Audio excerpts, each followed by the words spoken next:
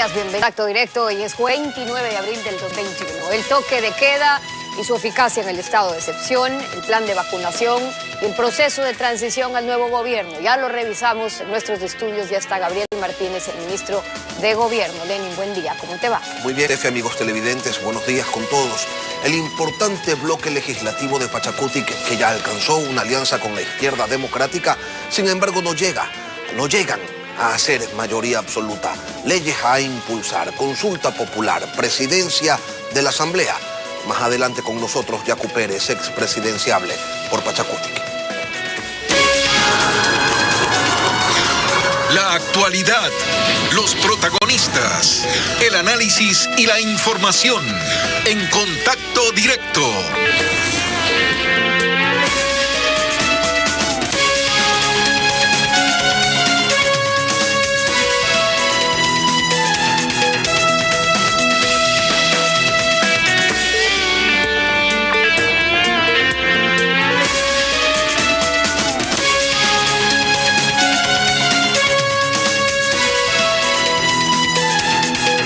Nos acompaña ya Gabriel Martínez, ministro de Gobierno. Bienvenido a Contacto Directo. Buenos días. Buenos días, Estefi. ¿Cómo resultó ese fin de semana pasado ya de confinamiento que hemos vivido? Ese toque de queda fue periodo de prueba, digamos que la mayoría lo respetó, pero necesitarán más controles. ¿Qué cambios tienen pensado también para lo que resta ya de este estado de excepción? Creo que fue eficiente en el sentido de que los checkpoints que se establecieron, más de 400 a nivel nacional en las 16 provincias con estados de excepción, en donde se trabajó de manera conjunta con las Fuerzas Armadas y con las autoridades de tránsito municipales, en donde existen estas autoridades, pudimos hacer un chequeo a más de 10.000 vehículos. Se han tenido hasta el momento 338 detenidos por romper el toque de queda. Se ha logrado también detener personas que ya tenían boletas de captura previa. Pero realmente los resultados, porque el toque de queda no es medir el resultado por el número de personas detenidas, sino realmente por el impacto que va a tener en los indicadores de salud que se buscan corregir a través de este mecanismo. Ahora, durante el toque de queda y el confinamiento, los miembros de la policía, de las Fuerzas Armadas también pueden ingresar a las casas, a los establecimientos donde haya fiestas, donde haya aglomeraciones. Pueden también sancionar a los dueños de casa. ¿Cómo? ¿Qué tan efectivas resultan esas medidas? Bueno, por el momento lo que existe es el artículo 282 del COIP, que tiene una pena de 1 a 3 años de prisión en el caso de que alguien rompa el toque de queda porque está desobedeciendo órdenes de autoridad competente. Por el momento nosotros no hemos intervenido o ingresado, más allá que en temas muy puntuales, por ejemplo en la ciudad de Machala, al interior de domicilios en donde se estaban realizando fiestas con 40, 50, 60 personas. En la ciudad de Guayaquil lo hemos logrado simplemente a través del llamado de atención que se suspendan estas festividades. Podemos dar el dato de que tuvimos más de 3.000 llamadas a nivel nacional por fiestas realizándose y se lograron suspender alrededor de unas 50 fiestas. ¿No hay cambio previstos para lo que resta del estado de excepción? Yo creo que no. Hay que informar claramente a la ciudadanía que el viernes 30 se puede circular hasta las 8 de la noche de manera normal. A partir de las 8 de la noche empieza el toque de queda y obviamente la medida que ayer fue ratificada su constitucionalidad por parte de la Corte nos da una tranquilidad de que podemos seguir llevando a cabo hasta el 20 de mayo, que es el tiempo establecido, para poder medir cuál va a ser el impacto en la cantidad de personas contagiadas, en la cantidad de mortalidad y principalmente también en el número de personas que están esperando el acceso a una cama COVID. Ahora, con eso dicho y la aclaración que aplica también para este feriado, para este viernes, mientras esto ocurre, la variante brasileña en Ecuador ya no es un caso aislado, es de transmisión comunitaria, hay una nueva que es la andina y por ende la vacunación no puede seguir avanzando a media llave en este punto. ¿Qué está haciendo el gobierno para agilitar con las farmacéuticas, por ejemplo, la llegada de las vacunas? Y no solamente eso, sino que aquí luego el proceso avance mucho más rápido para llegar a vacunar a más personas en un día, que es lo que ya están logrando países vecinos, que es la meta que deberíamos tener nosotros ya transcurridos algunos meses. Es importante dar cierta información. El gobierno nacional ya ha recibido 2 millones de dosis. Se está trabajando para recibir el resto. Se han aplicado ya en primera dosis casi 600.000 y están aplicadas en segunda dosis 250.000, me parece. Eso está demostrando que hay un avance, que esto comienza a engranar, y es importante mencionar. De acuerdo, pero que no dejan de ser 300.000, si llegamos a 400.000, pero lo que se tiene para la fase 1, lo que están haciendo otros países, 100.000 por día, todavía estamos lejos de eso. Nosotros estamos alrededor de 40.000 por día, y esto está mejorando, y creo que han sido cambios importantes los que se han hecho. Yo he estado recorriendo puntos de vacunación en Milagro, en Nobol, aquí mismo en Guayaquil, que a pesar del incidente con la persona que simula la vacunación, se hizo un gran trabajo ese día en ese mismo sector de Mucholote. Hemos tenido buenos resultados en Riobamba, en diferentes lugares en donde se ha cogido esta colaboración con los gobiernos autónomos descentralizados para que pongan los espacios, para que nos ayuden. Ayer en Machala lo mismo. Se está trabajando de una forma mucho más articulada y eso ha permitido subir. Si usted comienza a analizar los periodos de cada uno de los ministros de salud que lamentablemente hemos tenido y la aplicación de vacunas, en este último periodo se ha acelerado considerablemente esta aplicación, que obviamente sigue siendo limitada porque hemos recibido también de parte en parte las vacunas, pero se nota una mejoría considerable, casi exponencial en la aplicación de vacunas. Por eso le preguntaba sobre la gestión que se está haciendo para acelerar, si bien depende de lo que está ocurriendo en el mercado mundial también y el acceso que pueden tener países como nuestros, como Ecuador, pero esa situación emergente que está viviendo hoy por hoy, urgente, que está viviendo hoy por hoy nuestro país, ya con nuevas cepas que sabemos que están, ya cuando se reportan, incluso las funerarias están reportando un aumento en los casos, los hospitales, en contagios. No queremos volver a vivir y mal haríamos en seguir reportando escenas de estas cuando lo que nos está faltando es que lleguen más rápido las vacunas, que se las pongan más rápido. Si bien hay un avance en eso, le preguntaba un poco sobre la gestión para poder acelerar eso, que lleguen más. La gestión se hace de manera permanente. El gobierno nacional escogió principalmente que su proveedor sea Pfizer. Hay el convenio con COVAX para poder recibir también las vacunas AstraZeneca. Se han venido recibiendo. En el caso, por ejemplo, de la Policía Nacional, tenemos ya 13.000 efectivos que han sido vacunados de los 53.000 y se está avanzando de manera más acelerada. Ciertamente el proceso... Sobre todo porque la fase 1 era hasta el 15 de mayo, es decir, les queda 15 días para cumplir con todos quienes se debieron Hay vacunar. varios problemas para poder cumplir incluso la fase 1. Usted tiene ahí más de la tercera edad, que era nuestra prioridad, y que lamentablemente todos no se registran a través del sistema de agendamiento de CNT, y eso también vuelve una dificultad poder ubicarlos y hacer esto con orden. Cuando se ha abierto lamentablemente la libre demanda, a veces se ocasionan este tipo de aglomeraciones que causan malestar en la ciudadanía. Por eso lo importante de hacerlo a través de este agendamiento, pero no todas las personas se inscriben. Yo creo que el proceso ha mejorado considerablemente, estamos a un ratio de 40.000 vacunas diarias, aplicaciones diarias. Yo creo que esto va a seguir subiendo a medida que sigamos abriendo puntos con los gobiernos autónomos descentralizados y obviamente que recibamos las vacunas. Es importante mencionar que ya hay 20 millones de vacunas contratadas. Hay 8 millones alrededor de AstraZeneca, Pfizer. Está haciéndose un trabajo importante con Sinovac para poder recibir más, y el gobierno ha destacado que este es su plan más importante, que ciertamente el periodo de aprendizaje ha tomado tiempo. Lamentamos profundamente estos errores, pero creo que se han dado aciertos muy importantes. El trabajar con los GATS, por ejemplo, que al principio no existía esa apertura por parte del ministerio, el cambiar esa decisión y trabajar ahorita con los municipios ha hecho un cambio importantísimo. Es solamente recorrerlo y verificarlo en sitio. Y eso vale la pena mencionarlo. El control, para que no sea tampoco un periodo de prueba y error ya a estas alturas, que sean excepcionales esas imágenes a las que usted también se refería, esas que vimos del fin de semana, cuando no le ponían la vacuna a alguien, sino solamente le inyectaban. Es que en pandemia lo que se pudo ver, y este país fue testigo, es ver cómo hicieron negocio con las medicinas, cómo llegaron a cobrar por entregar cuerpos por las pruebas PCRs, robando lo más sagrado que es la salud de los ecuatorianos. Por eso le pregunto, ¿cómo están controlando también desde el gobierno que no vayan a aparecer ahora unos cuantos que quieran hacer negocio también de las vacunas? No hemos tenido reportes en este sentido. Realmente esa fue una de las decisiones que se tomó de impedir, y que obviamente tampoco los laboratorios le están vendiendo a ningún sector privado ni a ningún organismo o entidad estatal que no sea el gobierno nacional. Entonces, el poder centralizar esa compra evita pues justamente que hayan intermediarios, evita que hayan ventas clandestinas, y no hemos tenido reporte de eso porque hay muchísimo control sobre el insumo vacuna. Entonces, igual ahora sobre otros insumos que se necesitan, sea, hay que hacer controles y justamente una de las exigencias que sale ayer de una de las resoluciones del COE, comenzar a controlar con muchísima más intensidad los precios de los tanques de oxígeno, evitar su exportación. Se ha puesto una condición para que la prueba PCR que fue propuesta en el COE nacional de que se regule su precio hasta $45 cuando estaba bordeando los $90, los $120, entendiendo de que esto debe ser una actividad comercial que le permita a quien hace la inversión recuperarla, ¿no es verdad?, tener algún lucro mínimo, pero no puede ser visto como una actividad de negocio para poder enriquecerse. Y evitando en el caso de las medicinas los sobreprecios, que ya lo hemos denunciado también en nuestros noticieros, cuando escasean, luego los venden,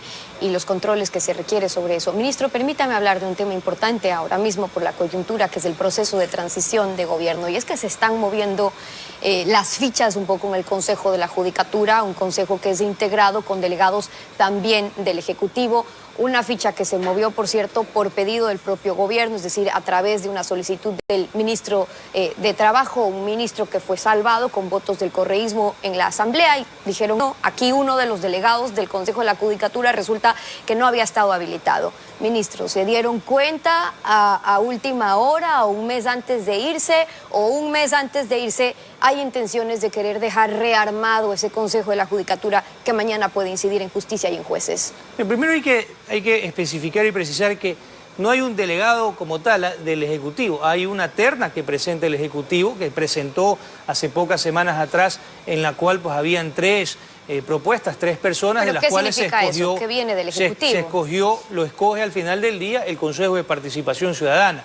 En el caso del vocal Murillo, se ha informado a través de una información que existía y que realmente lo que hace el ministro de Trabajo es presentarla y ponerlo a consideración. En ningún momento el ministro de Trabajo pide la remoción del vocal Murillo. Eso sería una intervención dentro de este tema particular. Es el Consejo de Participación Ciudadana el que ha decidido tratar ese tema, el que ha decidido sacarlo al vocal Murillo, y es obviamente la responsabilidad de ellos. El gobierno lo que ha hecho es informar en base a una información que a su vez llega del Consejo de la Judicatura, en la cual se informa que el vocal Murillo había cobrado, pues obviamente había sido sujeto a una compra de renuncia, y que esto que ya ocurrió hace muchos años, pero se enteraron recién. Bueno, eso debió haberse comunicado en su momento, pero indistintamente de eso, no tiene el Ministerio de Trabajo la capacidad de coger y remover al vocal Murillo. El que ha hecho y el que ha tomado esa decisión son los 4 vocales que votaron en ese sentido en el Consejo de Participación Ciudadana, y obviamente ellos son los que deben de responderle a la ciudadanía y eventualmente a la justicia por la decisión que han tomado. Le preguntaba en el contexto actual, porque las reacciones que ya se han generado sobre una posible intención incluso del correísmo para intentar anular sus procesos o amnistías, que la estrategia podría ser un remesón en la judicatura, si luego cambiar a los jueces que fallaron en contra del correísmo, y no resulta aislado estos temas cuando ya hay un asambleísta electo como Salvador Quispe, que ha denunciado que a cambio de los votos para la presidencia de la Asamblea le habían pedido una amnistía para Jorge Glass. Y entonces, ¿el gobierno actual no podría estar siendo parte de esto? El gobierno ha respetado siempre la independencia de los poderes judiciales, ha respetado sus sentencias, ha respetado las investigaciones que realiza la Fiscalía de manera completamente independiente, y en este sentido, nuevamente, el Ministerio de Trabajo presenta una información en base a algo que entrega el Consejo de la Judicatura directamente. El Consejo de Participación Ciudadana es el que resuelve tomar esta decisión, y obviamente ellos deberán de responder y deberán de validar legalmente la decisión que han tomado, porque existe incluso una sentencia de Corte Constitucional pues, que impide la revisión de las decisiones tomadas por el Consejo de Participación Social Transitorio. Entonces, nosotros completamente nos mantenemos como ha sido la política del gobierno del presidente Moreno, independiente de la justicia, que haga lo que deba de hacer, y así cada una de las funciones del Estado decide en base a sus propios análisis, a sus propias argumentaciones. Hay preocupación por otros temas, ministro, en lo que se refiere al subsidio a los combustibles, el acuerdo que se llegó con los transportistas, sí, sube el pasaje en un 15%, el pasaje interprovincial, intercantonal, pero el resto de quienes usan el diésel, los sectores productivos, estratégicos, que cuando sube el diésel que puede llegar incluso de 1 a 1,48, que es lo que podría subir en mayo, lo que podría estar previsto. ¿Cómo se espera que funcione ahí una focalización? El gobierno nacional ha planteado la necesidad de eliminar el subsidio del diésel por requerimiento de recursos justamente, para poder tener caja que le permita hacer inversiones en salud, en infraestructura vial, en todo lo que se necesita para poder tener un gobierno que dé servicios a sus ciudadanos. Estamos hablando de un subsidio que le costaba al Estado más de $1.000 millones al año y que el gobierno nacional ha hecho un gran esfuerzo histórico para poder eliminarlo y para que se puedan recibir ese dinero, ya no pagarlo en un subsidio al combustible diésel, sino que ese dinero ingrese a las arcas fiscales y se pueda construir, se pueda edificar otro tipo y atender otro tipo de necesidades. Con los transportistas de pasajeros interprovinciales e intraprovinciales se llega a un acuerdo porque el gobierno es el que le fija la tarifa, así como para el transporte urbano son los municipios quienes le fijan la tarifa. Entonces, si nosotros le fijamos la tarifa, pero les estamos subiendo los costos, debemos de hacer un ajuste dentro de la proporción que esto impacta a su estructura de costos, y eso es lo que se ha hecho, es simplemente reconocer lo que nosotros hemos incrementado en costos al sector de transporte a través de la eliminación del subsidio del diésel en una tarifa que obviamente sea el de menor impacto posible a los ciudadanos. En el caso de los transportistas comerciales, los transportistas de carga pesada, de mercadería, ellos fijan su tarifa por libre oferta y libre demanda. Nosotros no estamos involucrados en fijar una tarifa ahí, por tanto no podemos tampoco coger y darles algún tipo de aliciente. Más allá de que sí hemos hecho esfuerzos y que hemos recomendado también al Ministerio de Finanzas que se evalúe, ya le quedará de tarea al próximo gobierno,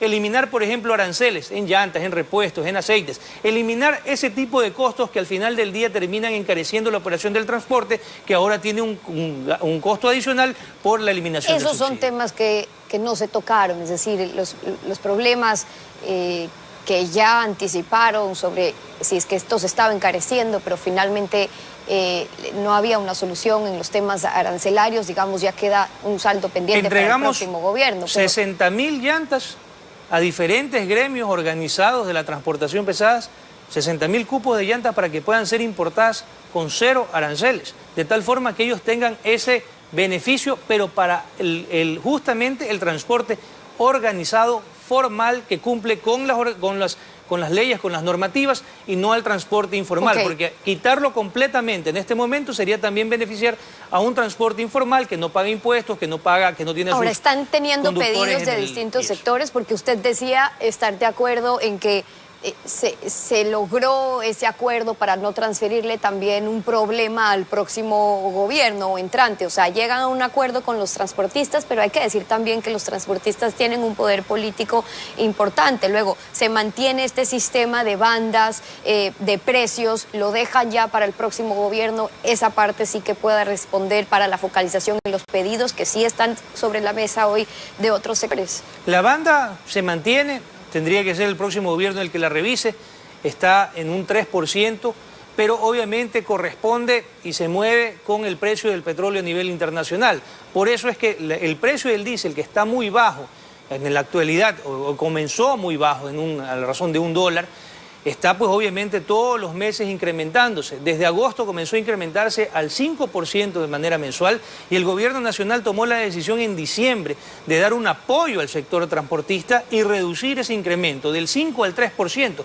Solo esa decisión de bajar del 5% del incremento del precio al 3% le costó al Estado $180 millones, porque la recuperación del subsidio es muchísimo más lenta. Entonces estamos entendiendo aquí de que un Estado que requiere fondos para poder enfrentar una pandemia, para poder atender las necesidades de los ciudadanos, no podemos seguir manteniendo subsidios que son complejos y que le cuestan mucho y que no terminan beneficiando en toda la historia de estos subsidios, a más que haya algunas personas que se dedican al tráfico ilegal del combustible. El ministro de Gobierno, Gabriel Martínez, con ustedes hoy aquí en Contacto Directo. Muchísimas gracias por haber estado con nosotros. Vamos a una pausa y cuando regresemos, a pocas semanas de que arranque la labor de una nueva Asamblea Nacional, Pachacutic y la IDE ya tienen una alianza, pero no logran ser todavía mayoría para aprobar leyes. Regresamos con Yacu Pérez, ex candidato presidencial por Pachacutic. No se vayan.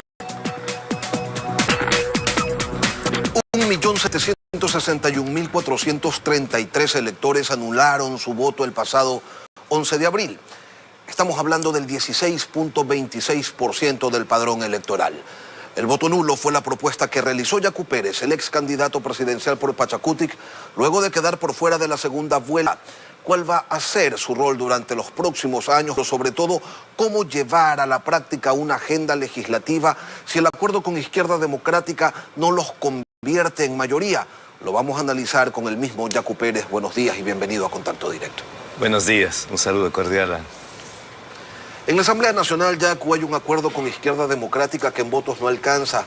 Al frente está el correísmo y la alianza oficialista de Creo y el Partido Social Cristiano, con un presidente electo que llama a un encuentro nacional, además.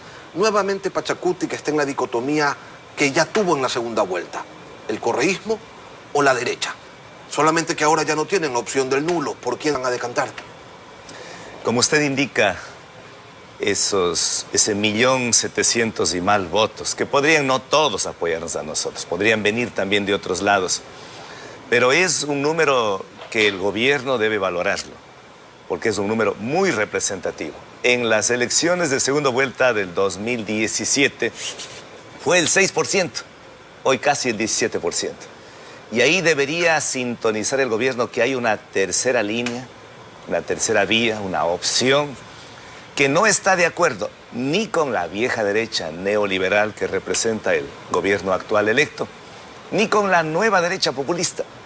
Los ecuatorianos confiaron en nuestra propuesta porque vieron que marcamos distancia, porque esta propuesta ecológica, comunitaria, feminista, una propuesta democrática, no se mezclaba ni se asemejaba ni con ninguna de las dos posiciones. En consecuencia, ese voto nulo y la propuesta nuestra tiene futuro, tiene esperanza, tiene sueños, y eso hay que conservar. Pero eso en miras a las próximas elecciones. Usted dice, el gobierno debería entender. Y el gobierno electo dice, estamos abiertos, queremos conversar con todos. ¿Usted se sentaría otra vez a dialogar con Guillermo Lasso? Nunca hay que decir jamás. Nunca hay que decir estaba no he de beber. Por ahora no es necesario. Porque la primera vez cuando se engaña es culpa de quien le engaña. La segunda vez es de quien se deja engañar. El señor Guillermo Lasso no solamente que mintió a Yacu Pérez, mintió al país, a la misión de la OEA que va a reaperturar las 16 provincias, el 50% y todo el 100% de las actas en el Guayas. Rompió su palabra, es cuestión de él. De todas maneras, yo he manifestado que ojalá le vaya bien al señor Guillermo Lasso, porque en una situación dramática que vivimos los ecuatorianos en estos momentos, hay que poner el hombro, pero no hay que poner el hombro para cogobernar. Nosotros cogobernar con el actual gobierno, ni desde la Asamblea, ni desde el Ejecutivo, jamás, porque son otra línea. Ellos son neoliberales y ellos han estado cogobernando hasta el último minuto con el actual gobierno. Ahora, Salvador Quispe denuncia abiertamente que le pidieron la amnistía para Jorge Glass y otros a cambio de darle los votos que le permitan acceder a la presidencia de la Asamblea. ¿Quiénes pidieron eso? ¿Por qué no dar los nombres y quedarse solamente en el señalamiento lejano que contribuye a la generación de mitos, de leyendas urbanas y no a la identificación real de cómo operan los políticos en el Ecuador?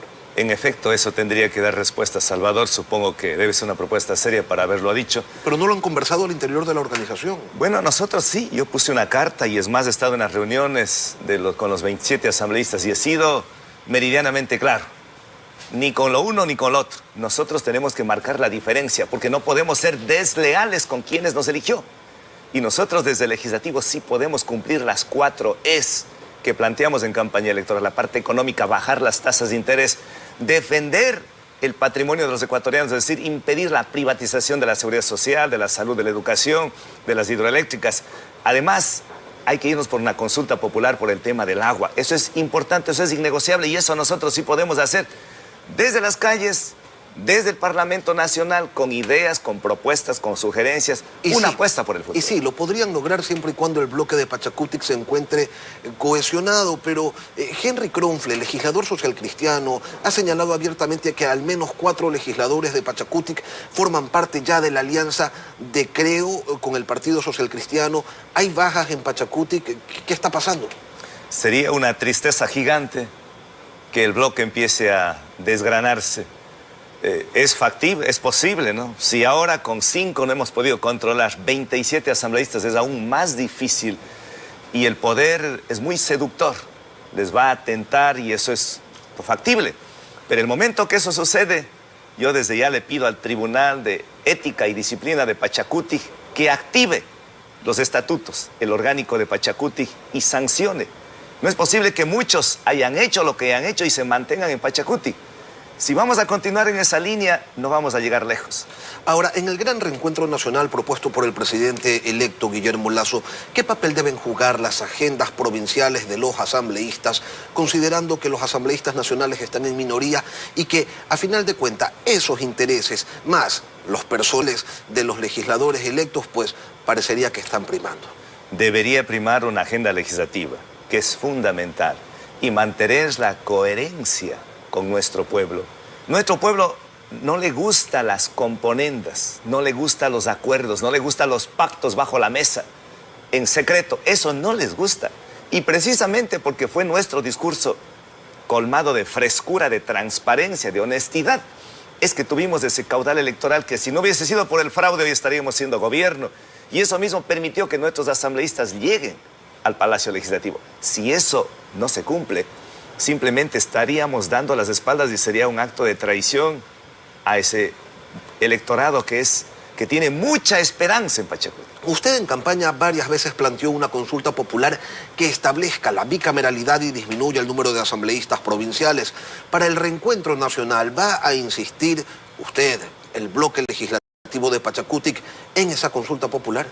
Vamos a insistir. Con Pachacuti o sin Pachacuti, como sea, tenemos que insistir, no tanto en la bicameralidad, nosotros no planteamos eso, pero sí en bajar el número de asambleístas a la mitad, en eliminar los sueldos vitalicios, en que se declare territorio libre de minería metálica las fuentes de agua, zonas de recarga y sobre todo humedales y pajonales para evitar la contaminación del agua, para eliminar el Consejo de Participación Ciudadana y Control Social, otros organismos, y sobre todo para buscar oxigenar a un Estado que está con serias complicaciones, todavía con esa herencia del correísmo que mucho daño nos sigue haciendo. Sí, y una consulta popular. Usted ya señala que debería contemplar la suspensión o la eliminación del Consejo de Participación Ciudadana, pero también la eliminación de pilares correístas intocados por la Asamblea en 4 años. Por ejemplo, la autonomía del IES y del Banco Central. Por ejemplo, modificar las competencias de la Cenecit. Por ejemplo, unificar la elección de asambleístas en la segunda vuelta. La delimitación también de áreas protegidas por ley de la Asamblea. Y terminar también quizás con la prohibición del trabajo por horas. ¿Qué otros aspectos son básicos de suprimir en la Constitución?